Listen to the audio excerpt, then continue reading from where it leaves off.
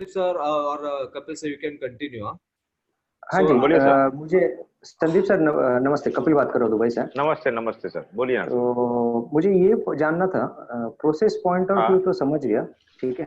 हम्म। तो अभी ये जो पेमेंट टर्म्स है ये मुझे समझ में नहीं आया, इसकी रिस्पॉन्सिबिलिटी कौन लेता है? ये CHA जहाँ तक समझ में आया सबसे इम्पोर्टेंट फैक्टर है यहाँ पे, करेक्ट? पेमेंट सिक्योर बराबर करने है। में। यहाँ पे पेमेंट सिक्योर करने के लिए आपका सीएचए जो है, he is the main person, क्योंकि आप अपने बायर को जानते नहीं है। जो एग्जैक्ट बायर है करेक्ट ना बांग्लादेश में, आप उसको जानते नहीं है। आपका करेक्ट। जो सीएचए है और बांग्लादेश का जो सीएचए होता है वो कम्युनिकेट करते हैं। तो उनका म्यूचुअल ओके अंडरस्टैंडिंग इतना अच्छा होना चाहिए कि हमारा जो मटेरियल है वो सही पर्सन तक पहुंचे, जो जेन्युइन रेट पे material. Hello Sandeep sir mute कर दिया आपने। हेलो संदीप सर, म्यूट है, आपके साइड से म्यूट है। हेलो। हेलो। हाँ। हाँ सर, हाँ सर, आप बताइए। एक मिनट, अब हाँ कोई बोलिए। मुझे बार बार कॉल कर रहा है, मैं उसको ब्लॉक कर देता हूँ, इसकी वजह से तकलीफ हो रही है।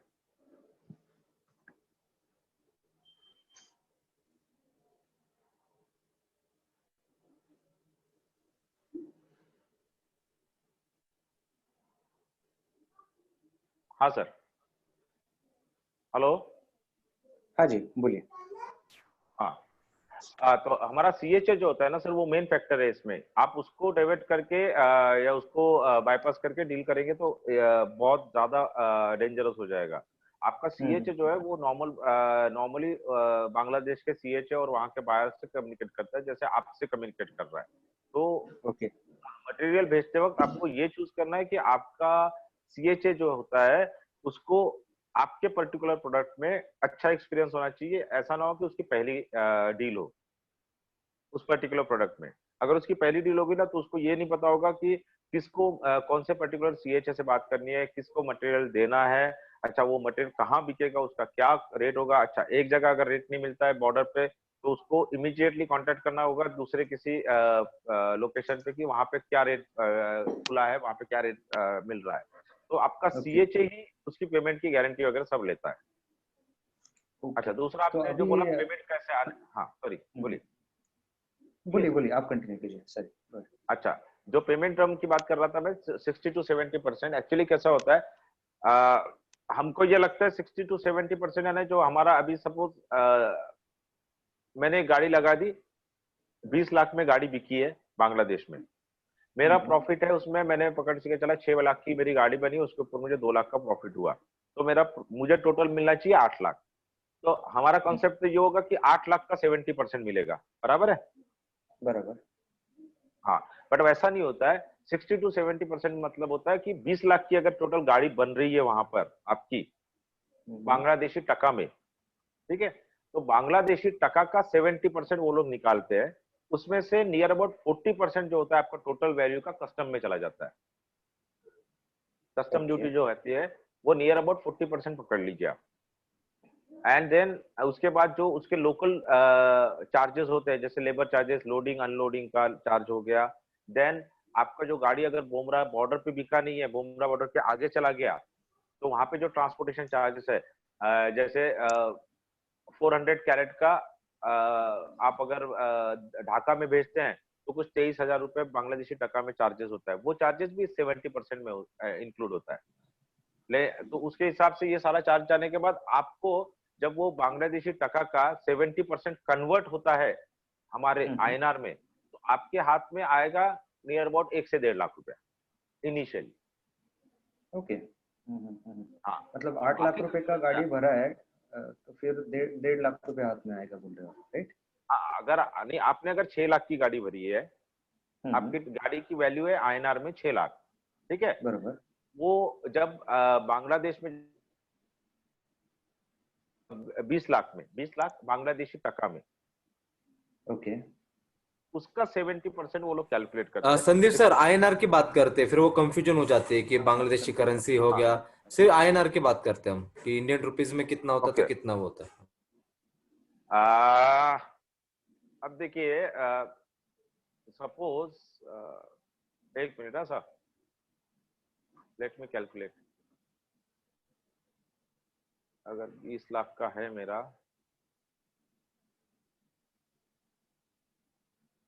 सर जो आपके पास आपने अभी बना के लाए हो ना आपका वो कॉस्ट शीट, अगर बांग्लादेश में तो फिर हाँ बांग्लादेश में बोल दीजिए, कोई दिक्कत नहीं है। नहीं नहीं नहीं, हाँ देखिए जैसे हमारा अगर सपोज 20 लाख बीडी में है, 20 लाख बांग्लादेशी टका में है, तो उसको आप मल्टीप्लाई कर लीजिए 0.855 से, तो आपका आ जाता है 17,10,000। ओके ठीक है, तो वो हो गया आपका आईएनआर। अब उसका अगर 70% निकालते हैं, इस टोटल वैल्यू का 70% निकालिए, 70% में से 40% वैल्यू जो है वो कस्टम में चला जाएगा, और वहां पे जो ट्रांसपोर्टेशन चार्जेस है वो चले जाएंगे, एंड आपके हाथ में आता है फिर 1 से 1.5 लाख रुपए आपके हाथ में, या 2 लाख रुपए आपके हाथ में आ जाएगा। बाकी बचा आपका 30%। एक मिनट ना sir, 70% of this is how much? 70% of the ये है, तो सपोज आपका बच गया है 5,13,000, 30% जो आपका एक्चुअल प्रॉफिट है। ओके ठीक है, ये आपको मिलेगा आपका मटेरियल बिकने के बाद। तो अगर सपोज आपका मटेरियल बिक जाता है बुमरा बॉर्डर पे, आपकी गाड़ी बनी है 6 लाख की, ठीक है, आपको 2 लाख पहले मिल गया, आपका ड्राइवर को भी 70,000 जो बैलेंस ट्रांसपोर्टेशन का कॉस्ट था वो मिल गया, तो आपके हाथ में टोटल कैसा कितना आ गया? 2 लाख प्लस 70,000, 2.7 लाख आ गया। बाकी बच गया आपका 5.13 लाख, 5,13,000 के आसपास आपका बच गया। ये पैसा आपको सेलिंग के दूसरे दिन के बाद मिलेगा, दूसरे दिन मिलेगा। मीन्स आज बिक गया, सपोज आपका मटेरियल आज गया था, आपका बोमरा बॉर्डर पे आज मटेरियल बिक गया, शाम तक आपको पट्टी मिल गई। Once you confirm that is okay, वहां से हवाला से पैसा आ जाता है हमारे सीएच एजेंट के पास। ठीक है, वो उसका जो भी कमीशन है, 1 कैरेट के पीछे कुछ 20 रुपए लेता है, वो कमीशन काट के आपको बाकी का पैसा आपके हाथ में दूसरे दिन 12 बजे तक दे देगा। अगर सपोज आपका बॉर्डर क्रॉस कर गया, बोमरा बॉर्डर, और ढाका में चला गया या चिटगांव में चला गया, और जिस दिन बिकता है उसके दूसरे दिन आपके हाथ में आपका पैसा टोटल मिल जाएगा। करेक्ट, जो आगे जाने का 50,000 रुपीज वगैरह वो सब डिडक्शन करके जो बचेगा वो आ जाएगा। बराबर बराबर बराबर बराबर। ओके, तो मुझे एक अभी पता नहीं सबको क्लियर हुआ नहीं हुआ, बट मुझे थोड़ा डाउट है कॉस्टिंग के बारे में। बोलिए पता ना, नहीं ये बोलिए सेशन ना। के लिए। अभी देखिए, अगर आपने 6 लाख इंडियन रुपीस का माल भरा अमरावती से, हाँ ओके, हाँ हाँ। तो बॉर्डर तक भेजने के लिए, बुमरा बॉर्डर तक भेजने के लिए आपने बोला कि 1,30,000 का खर्चा है, बराबर? नहीं नहीं, ये मैंने जो एग्जांपल दिया ना 6 लाख, ये हम्म। आपका material cost, processing cost, carat cost, आपका ट्रांसपोर्टेशन कॉस्ट, ये पूरा पकड़ के बोला है मैंने। ओके, सो मतलब 4.5 लाख का मटेरियल भरा है, फिर उसके बाद 1,30,000 रुपए ट्रांसपोर्ट के लिए लगा बॉर्डर तक, करेक्ट? हाँ, एक अंदाज बोल रहा हूँ सर मैं। अंदाज ये आपका, अंदाज मोटा मोटा मान के हाँ, चलो। आपका इनपुट कॉस्ट हमेशा वेरी होगा कि आपका मटेरियल आप कहाँ से खरीद रहे हैं, वेदर इट इज फ्रॉम मंडी, किसी मर्चेंट से खरीद रहे हैं, अगर आप खेत नहीं, से खरीद रहे वो हैं, खेत। हाँ, करेक्ट करेक्ट, आपका मैं खाली इनपुट वो कॉस्ट, रॉ मटेरियल कॉस्ट आपकी छोड़ गाड़ी। दो, बट हाँ ट्रांसपोर्ट और बाकी के जो डिडक्शन हो रहे हैं ना, आगे जाके जो खर्चे होंगे ना, हाँ, वो हमें समझने हैं। ट्रांसपोर्ट का कॉस्ट तो आपका एक ही रहेगा। हाँ, डीजल का भाव जैसे कम ज्यादा होगा, या फिर अगर जैसे दिवाली सीजन में कैसा है, मटेरियल का ट्रांसपोर्टेशन बहुत होता है, खास करके पेरिशेबल आइटम्स का, तो उस वक्त ओके, ट्रांसपोर्टेशन कॉस्ट बढ़ जाता है 5-10 हजार से। तो सेकेंडली, अमरावती आप टू गुमरा बॉर्डर आपको कितना खर्चा आता है एक गाड़ी का? 1,30,000, 25 1,30,000, टन की गाड़ी, 25 25 टन टन की की गाड़ी। गाड़ी, बट जिसमें अगर वो छोटी गाड़ी है, मीन्स भले उसका पासिंग 25 टन का है, बट उसमें कैरेट बैठते हैं नियर अबाउट 800 के आसपास। उसका खर्चा ओके, है आपका 1,30,000, जिसमें आपका 1,15,000 जो है ये ट्रांसपोर्टेशन कॉस्ट है, और 15,000 जो है ये आपका बख्शिश देते हैं आप ड्राइवर को। अगर दूसरे दिन की करेक्ट। मंडी है, रॉकेट जाता है तो 15,000, अगर तीसरे दिन की मंडी है 10,000, अगर चौथे दिन की मंडी है तो 5,000। हाँ, सेकेंडली दूसरा, अगर आपका 918 कैरेट का गाड़ी है, 25 टन का पासिंग है, और 918 कैरेट अगर उसमें बैठते हैं, तो उसका होता है 1,30,000, और 15,000 बख्शिश होता है, यानी टोटल कॉस्ट है आपका 1,45,000। ओके, इसके अलावा जैसे दुबई में 5% कमीशन लेते हैं इंपोर्टर, ओके, हाँ करेक्ट? तो वहां पे बराबर। अभी आपका सीएचए कितना पैसा लेता है इंडिया पैसे? 20 rupees per carat, 20 rupees per carat. तो 800 कैरेट का अगर हिसाब लगाएंगे तो 16,000 रुपये लेगा, बराबर? बराबर। हम्म, तो 16,000 आपके वो कस्टम्स के हो गए। इसके अलावा और क्या खर्चे हैं? इसके अलावा सर आपका जो वहां का इंपोर्टर है, जो आपका माल एक्चुअल सेल कर रहा है, हम्म, हाँ, वो आपका पैसा ले लेता है 50 to 150 बांग्लादेशी टका पर कैरेट। 50 नहीं, इंडियन रुपीज में कितना होगा? उसको 0.85 से मल्टीप्लाई कर दीजिए सर। 0.855 इंटू 50, मतलब 40 रुपया मान के चलो। 40 रुपया इंटू 800 कैरेट का 33,000 रुपया वो ले लेगा, बराबर? बराबर। ठीक है, ओके। उसके अलावा और नेक्स्ट एक्सपेंस क्या होता है? वहां पे लोडिंग अनलोडिंग का होता है 2,000 रुपया। 2,000 यानी 400 कैरेट का 2,000 रुपया। 2,000 इंडियन रुपीज, बराबर? ना बीडी। अच्छा ठीक है, वो 1600 के आसपास, 1600 रुपए के आसपास 800 कैरेट का हम्म, पूरा बन जाएगा, मतलब 2 रुपए पर कैरेट के हिसाब से लोडिंग का चार्जेस बनता है, ओके। इसके बराबर। अलावा कोई चार्ज? हाँ बताता हूँ। हम्म, आप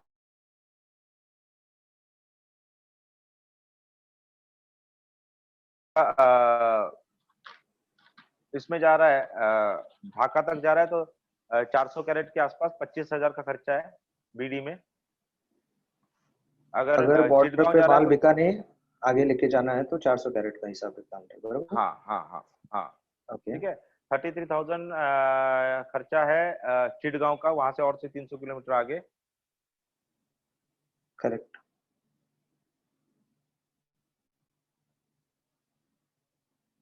हेलो, आपका म्यूट हो गया सर, संदीप सर।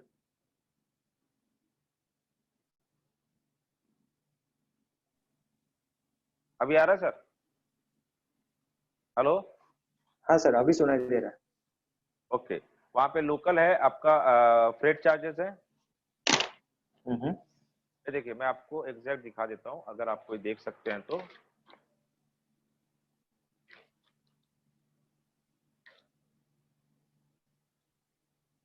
दिख रहा है? अगर देख सकते हैं तो। नजर तो नहीं आ रहा है, ठीक है, बट नहीं आप नहीं बता आएगा, नहीं दीजिए। सर, नहीं आएगा, कोई कोई दिक्कत नहीं है। सॉरी मेरा उंगली था। हम्म। ये 5 खर्चे होते हैं आपके। फ्रेट ट्रक होता है, वहां का लोडिंग अनलोडिंग होता है, कमीशन होता है वहां का, देन वहां का टैक्सेस होता है, देन और भी है आपको। लेट जस्ट पार्किंग का भी कह रहे थे आप, जहाँ पे हम बचा सकते थे। नहीं, वो तो नहीं बचा सकते सर, वो तो गुंडा टैक्स होता है, वो ड्राइवर अच्छा। के पास होता है, हमारी तरफ नहीं होता ओके है। Okay okay okay. ठीक है। हम्म। और वहां पे स्काउट चार्जेस होते हैं। मीन्स हम लोग जो ये भेजते हैं ना, पर्सन भेजते हैं हमारी गाड़ी पर बांग्लादेश में, उसका चार्जेस होता है 4,000 रुपए एक गाड़ी का। ओके, ठीक है। वो 8,000 आपका जब 2 गाड़ी बनता है तो उसका 8,000 हो गया। 8,000 बनेगा, तो बराबर? बेसिकली कस्टम ड्यूटी, हाँ, वहां का सीएनएफ लेता है आपका नियर अबाउट, मेरी गाड़ी पे लगा था 34,000 सीएनएफ बीडी में। ये सारा बीडी में बता रहा हूँ सर मैं। ओके, मेरा कस्टम ड्यूटी था 6,47,730 रुपीज, जो हमने हमारी बॉर्डर पे किया था। नहीं सॉरी सॉरी, उनके बॉर्डर पे इंपोर्ट ड्यूटी अच्छा, जो 40% आती है, बराबर? 6,47,730। हाँ 6,47,730 जो इनिशियली पे करता है आपका इंपोर्टर। देन 34,000 मेरा सीएनएफ का चार्ज था, बांग्लादेश वाला है। ठीक है। Loading of the 2 vehicle 2,000 rupees. ठीक है, स्काउट चार्जेस जो मैंने बोला कि हमको वहां पे पर्सन भेजना पड़ता है फॉर मॉनिटरिंग। करेक्ट। वो बॉर्डर क्रॉस करने के बाद 4,000 प्लस 4,000 दो गाड़ी का, 4,000 ठीक। 4,000 प्लस 4,000 2 गाड़ियों का। ठीक है। देन आपका ट्रक फ्रेट होता है 25,000 अगर आप ढाका पे लगा रहे हैं तो। ओके, ठीक है। वहां पे जो लेबर चार्ज होता है गाड़ी उतारने का ढाका पर, वो होता है 1950 मेरी गाड़ी का लगा था। ओके टैक्स मैंने जो बताया आपको 600 रुपया, वो 2 गाड़ी का था, 1 गाड़ी का 300 रुपया। ओके कमीशन था 20,000, उन्होंने 1 गाड़ी का कमीशन लिया था 20,000। एक गाड़ी का, हाँ तो 2 गाड़ी का मिला के 40 है टोटल। सर ये सब आप बीडी में ही बता रहे हैं ना? मैं वीडियो में बता रहा हूँ सर पूरा। जी ठीक ठीक। ठीक है, तो हमारा पहले का कॉस्टिंग था इंडिया वाला जो था 6,91,730 आया शायद, और उसके बाद मैंने जो ट्रक का वगैरह बताया, ट्रक, लेबर, वहां का कमीशन और टैक्स, वो आया 47,250 बराबर।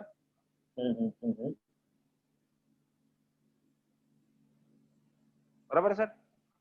बराबर। तो ये हो गया आपका वहां का खर्चा टोटल। तो ये सारे खर्चे है मतलब टोटल।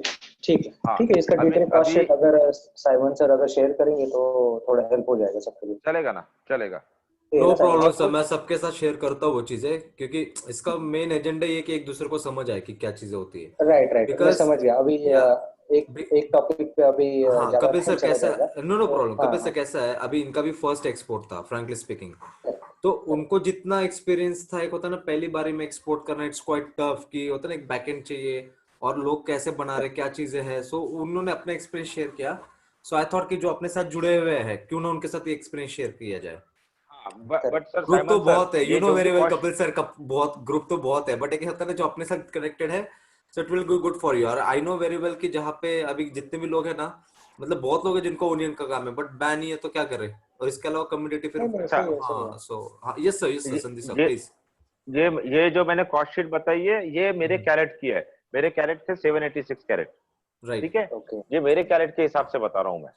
आपके ठीक है, कैरेट वो जैसे जैसे माइनर पड़ेंगे आपका, वो 10-20% नहीं सर, जो कैरेट का नंबर इसमें बढ़ेगा बहुत उस हिसाब ये हो जाता है। ये देखिए, अभी मेरा 19 टन माल था, मीन्स मेरा कैरेट का अगर मैं निकाल दूं, मेरे कैरेट का वेट निकाल दूं, तो मेरा मटेरियल था नियर अबाउट 19 टन 800 किलो। तो आप उसको देख लीजिए, 19 टन 800 किलो का 6,47,730 का कस्टम ड्यूटी बैठा है, ठीक है। नहीं सॉरी, 22 टन की गाड़ी बनती है, वो वेट के साथ होता है। अगर आज उसमें से 2 टन माल निकाल दीजिए, इसमें अगर ये होता है पर टन, जो अगर मैं निकालता हूँ तो नियर अबाउट 55,000 टू 59,000 के आसपास का आता है पर टन, बराबर है। कस्टम ड्यूटी 1 टन का 6,47,730 divided by 22, how much it is? 30,000 around 29,000। कितना? 29,000 correct? 29? How come sir? Sandeep साहब आपने 22 टन का था ना? बराबर बराबर बराबर बराबर बराबर बराबर, मैं 10 से ये कर रहा हूँ, ठीक है। अब इसको मल्टीप्लाई कर दीजिए 2 से। आपका 58 हो गया, 59 को 58, हाँ, तो 58 to 59,000 तो आपका यहीं से हो गया।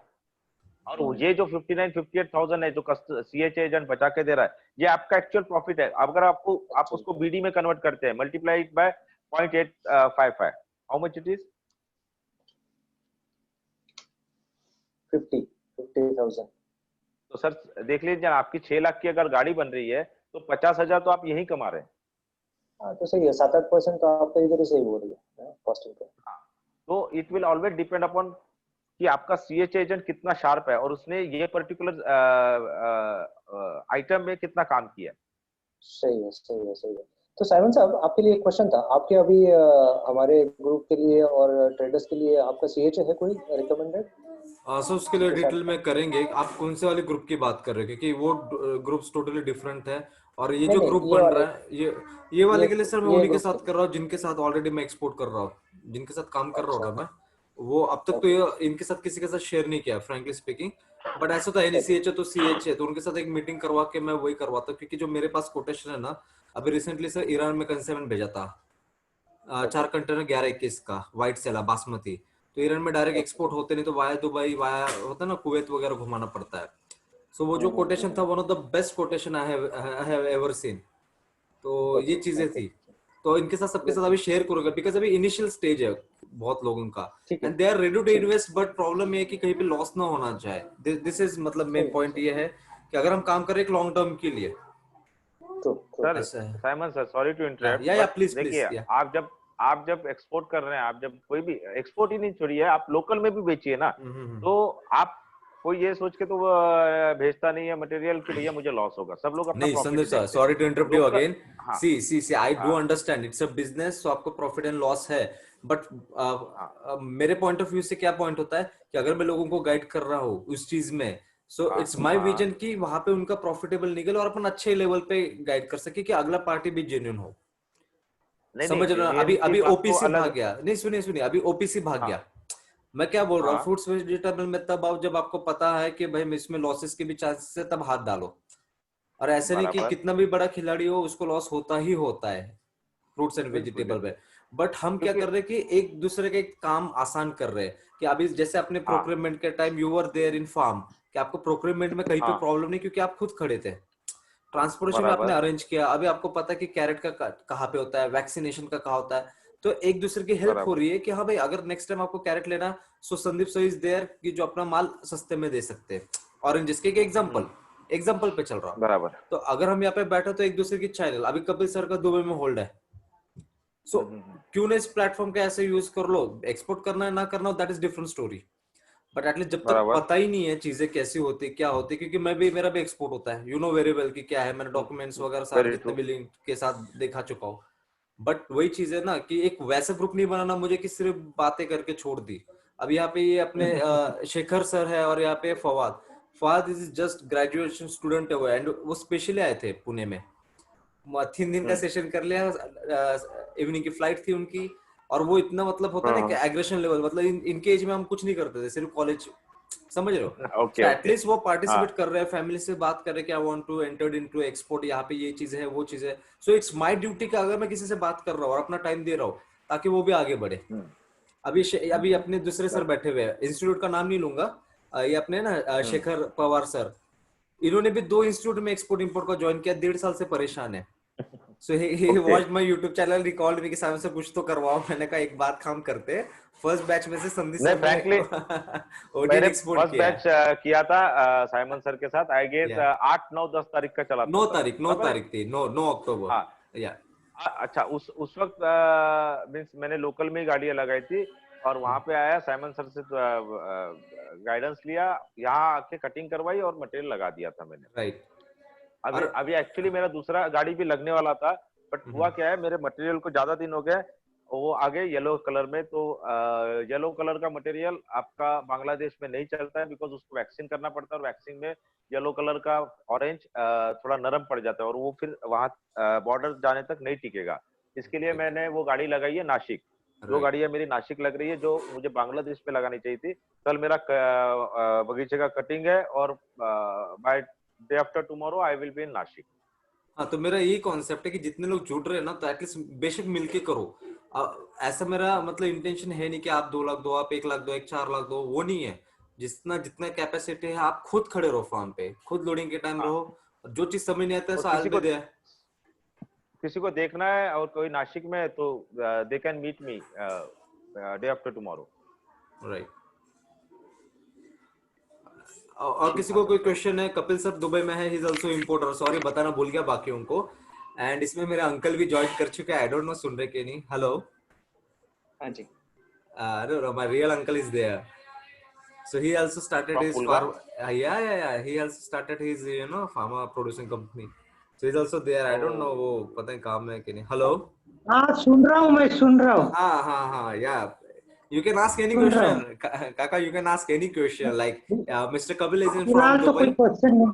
all right so इन्होंने भी अभी अपना कंपनी स्टार्ट किया है and it's been like last 17-18 days से मतलब फॉर्मेशन हो चुका है तो इसी के ऊपर अभी मेरा भी फोकस उसी में because we are ultimately try to sell edible oils as well as tofu जो सोयाबीन से बनता है सोयाबीन से सोयाबीन मिल्क एंड देन उसको हम कन्वर्ट करते हैं सोया पनीर में दैट इज कॉल्ड टोफू तुअर दाल इसमें तो हाँ फार्म पे ही अपना वो है प्लांट वगैरह लगा दे रहे मशीनरी वगैरह तो ऑलमोस्ट प्रोसेस में है फार्म का अपना तो वो चलेगा So it is nearby Wardha. That is called Pulgaon.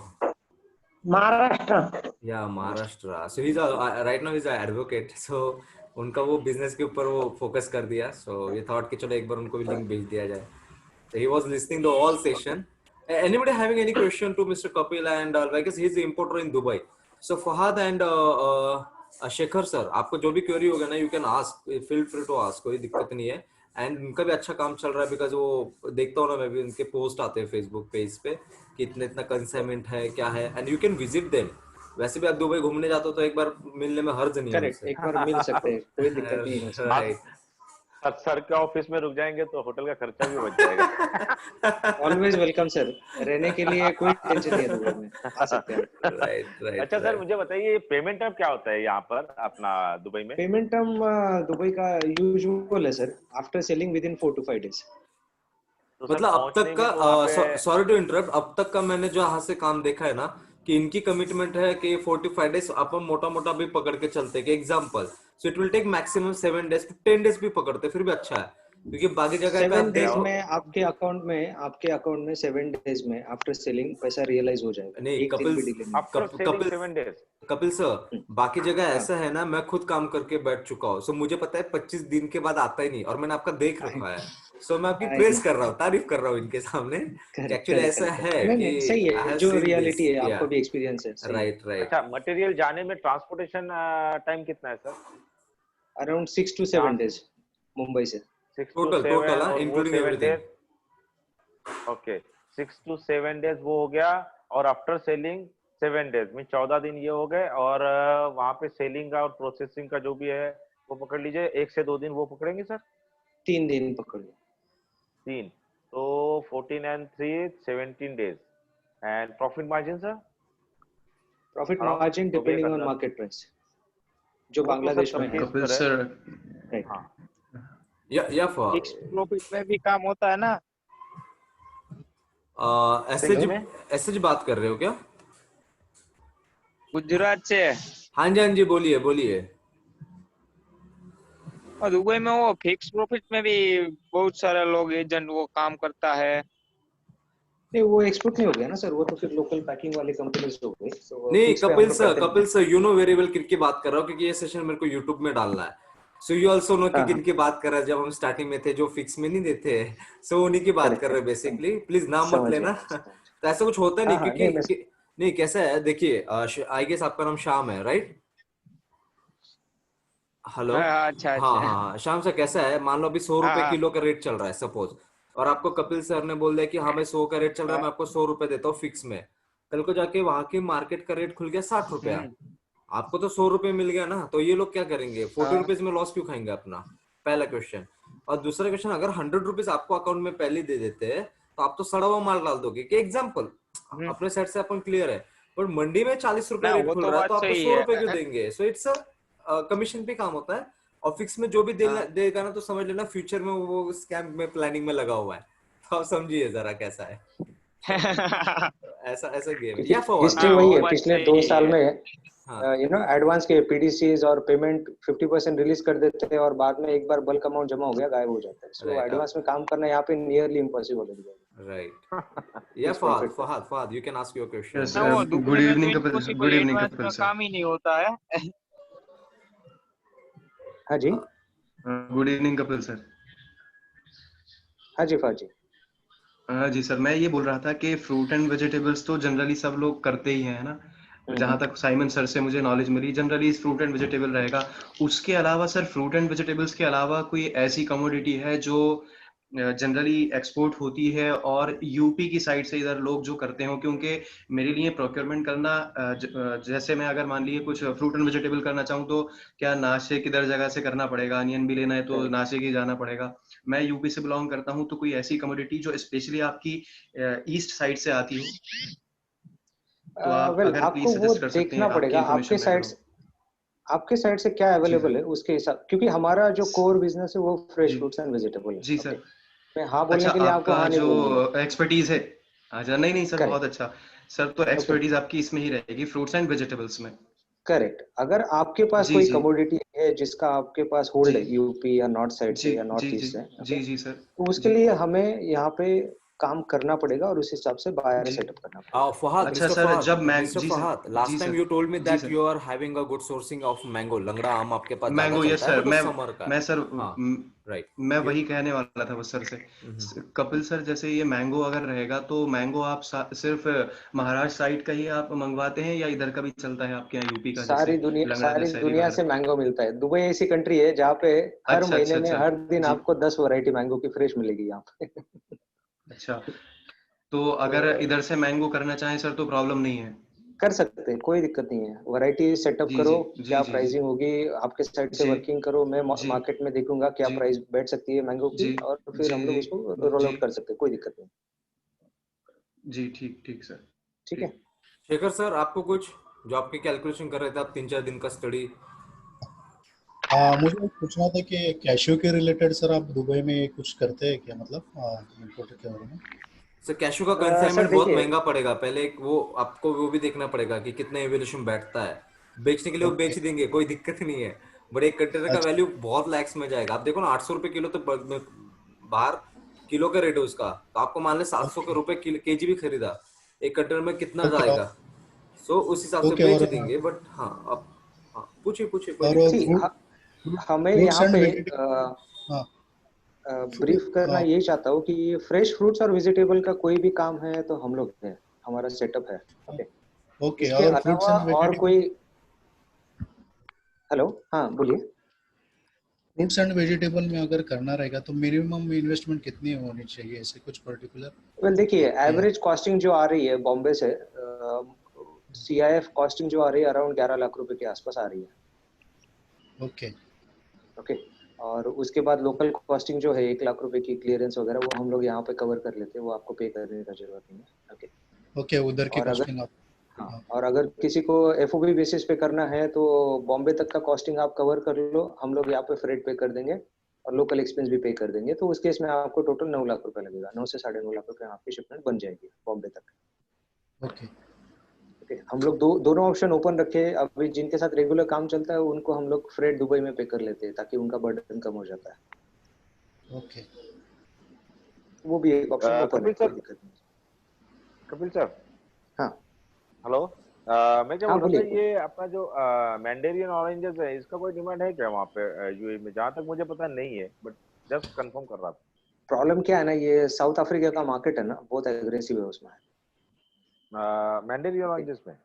हाँ, साउथ अफ्रीका, ईरान और आपका ये स्पेन जो है ना, वहां से तो शायद वैलेंशिया ऑरेंजेस आता है ना, इफ आई वैलेंसिया एम भी नॉट आता रॉन्ग। है। और ये तीनों कंट्रीज 2-3 टाइप का जो भी है ना, वो तीनों बेचती है। बेसिकली अल्टरनेट आ ही जाता है अच्छा, वहाँ किसी ना किसी का। मैंडेरिन भी आता है?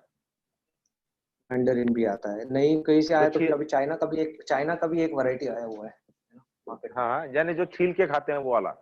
Right right right right right. और इस मार्केट का ओके ओके, प्रेफरेंस क्या है, छिलके खाने वाले रिक्वायरमेंट बहुत कम है यहाँ पे, सीधा जूस या ब्लेंडर बराबर है, में डालो जूस। और ब्लेंड करो, यू नो।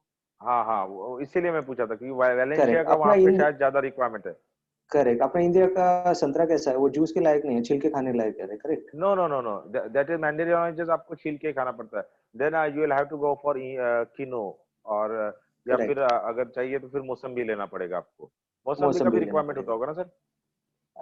लिमिटेड है, लिमिटेड है, बहुत लिमिटेड है डिमांड है। Okay okay okay. And but what अगर अबाउट कोई बनाना? स्पेसिफिक प्रोडक्ट है, जैसे कि अभी लास्ट ईयर नासिक का एक पार्टी है, उन्होंने सब लोग वाटरमेलन बेचता है, उन्होंने वो तरबूज भेजा था ना। हाँ हाँ। 2 किलो का तरबूज था। रिटेल में इतना सही तरीके से चला ना वो प्रोडक्ट, बिकॉज क्या होता है कि हम लोगों को जब वाटरमेलन खरीदना रहता है ना, तो 8-9 किलो का एक फ्रूट रहता है, बराबर। हम्म। तो हम लोग को वो लेके जाना बड़ा मुश्किल हो जाता है, उसको स्लाइसेस में खरीदना पड़ता है, नहीं नहीं नहीं नहीं डेढ़ नहीं दो सर, किलो का। हमारे यहाँ जो वाटरमेलन या तरबूज तरबूज जो मिलता है वो करीब 2 से 3 किलो का होता है। एग्जैक्टली। तो अभी नासिक के जो पार्टी है, उन्होंने लास्ट ईयर सीजन में तरबूज डाला था यहाँ पे, जो मार्केट में कभी आता ही नहीं है। ओके, प्राइसिंग क्या था पता नहीं मुझे, बट रिटेल में बहुत अच्छा बिका। क्योंकि क्या होता है ना, मेरे को घर के लिए लेना है तो मैं 9 किलो का वाटरमेलन नहीं लूंगा, 2 किलो का तरबूज मिल नहीं नहीं, जाएगा तो मैं तरबूज ले लूंगा, सीधी सी बात है, हाँ सही है हाँ, ना। सही बात सही बात। तो यहाँ पे ओके, क्या करते हैं ये बराबर। लोग, 9 kg का फ्रूट लेके आते हैं और उसका स्लाइसेस बनाते हैं और वो स्लाइसेस बना के बेचते सॉरी हैं। टू इंटरप्ट यू, 1 मिनट रह गया लास्ट का। संदीप सर, ये बनाना वगैरह सारे फ्रूट्स करते हैं, आई थिंक। हाँ मैं ओके, आपको करेक्ट, इन इनका नंबर ब्रीफ। देने में नहीं मुझे ये कोई दिक्कत नहीं है। ना ना ना, कुछ भी कभी भी होता है ना, क्योंकि अभी इनकी रेगुलर गाड़ी लग रही है कपिल सर, अभी ये बाकी के कैलकुलेशन में लगे हुए कि because they are totally new, ऐसे नहीं कि मैंने सीखेंगे तरबूज नहीं। के बारे में हाँ, मैंने तो तरबूज के बारे में इसलिए बोला सर, क्योंकि मैं जहाँ पे रहता हूँ ना, हमारे यहाँ तरबूज का पूरी खेती है नदी के आसपास। ओके, तो मेरा प्रोक्यूरमेंट डायरेक्ट है फार्मर से। अच्छा, ओके ओके। तो नहीं ठीक है ना, मैं आप चाहना 1 to 1 सर, कनेक्ट कर लीजिए। आपके पास चलेगा। कोई भी हाँ। ग्रुप मेंबर्स के पास कोई कमोडिटी है और दुबई में बायर सेटअप करना है, तो we can always discuss 1 to 1 या ग्रुप, कोई इशू बट दुबई का भेजना है तो मैं आपको एफओ भी दे सकता हूँ सर। मुश्किल नहीं है, मुश्किल नहीं है।